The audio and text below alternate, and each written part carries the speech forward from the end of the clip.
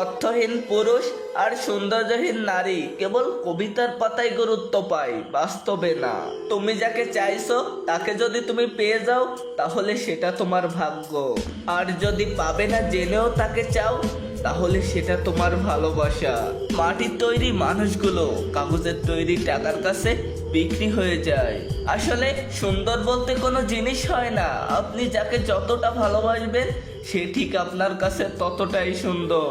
প্রয়োজন ছাড়া কেউ নেবে না খোঁজ, এই শহরে চেনা মানুষ অচেনা হয়ে যায় রোজ।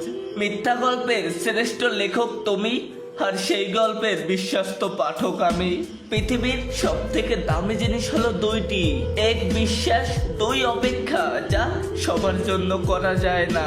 মেয়েরা সব সময় সত্য কথা পছন্দ করে কিন্তু বিশ্বাস করে মিথ্যাবাদীকে।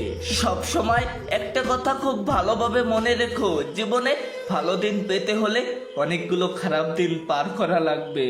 আগে মানুষ মিথ্যা বলতে ভয় পেত পাপ হবে বলে, এখন মানুষ সত্য বলতে ভয় পায় বিপদ হবে বলে।